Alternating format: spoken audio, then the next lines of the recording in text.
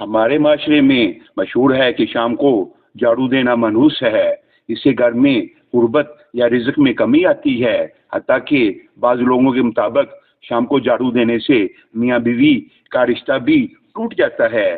یہ اور اسی طرح کے کئی عقائد صدیوں سے نسل در نسل ہمارے معاشرے میں چلے آ رہے ہیں اور ہم ان پر یقین بھی کرتے ہیں، وہ بھی وجہ جانے بغیر، لیکن یہ سب غلط عقائد ہیں، ان کی کوئی بنیاد نہیں۔ شام کو جھاڑو دینا بالکل جائز ہے، اور اس کے بارے میں جو ریاست اور عزت کی تنگی کی باتیں مشہور ہیں وہ سب توہمات ہیں جن کی شریعت میں کوئی ممانعت نہیں ہے۔ ذرا سوچئے کہ اگر شام یا رات کے وقت گھر میں گندگی پھیل جائے تو کیا صفائی کے لیے صبح کا انتظار کرنا چاہیے یا اسی وقت صفائی کرنا زیادہ بہتر ہے؟ قرآن اور حدیث میں کہیں بھی شام یا رات کے وقت جھاڑو دینے سے منع نہیں کیا گیا۔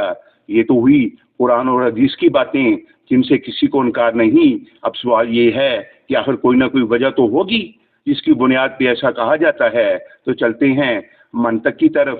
پرانے وقتوں میں چونکہ الیکٹریسٹی یعنی بجلی تو تھی نہیں، مٹی کے تیل کے دیے یا لالٹین جن کی روشنی بہت محدود ہوا کرتی تھی، تو شام یا رات کو جھاڑو دینے کی ممانعت کی ایک وجہ یہ بھی ہو سکتی ہے کہ اندھیرے میں جھاڑو دیتے وقت وہ قیمتی چیز جیسے سونے چاندی کے زیورات یا سکے وغیرہ کوڑے میں نہ چلے جائیں۔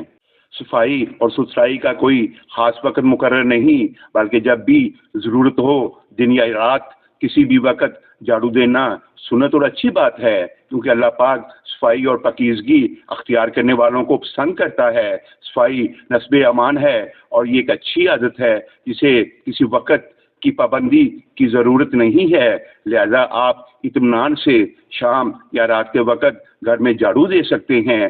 یہ تو ایک ثواب کا کام ہے اور اس میں کوئی حرج نہیں۔ اگر آپ کو یہ ویڈیو پسند آئے تو چینل کو سبسکرائب کر دیں، کومنٹس میں اپنی رائے ضرور دیں۔ آپ کی سوچ ہمارے لیے قیمتی ہے اور اس پیغام کو دوسروں تک پہنچائے۔ دعا ہے اللہ تعالیٰ آپ کا حامی و ناصر ہو، آمین۔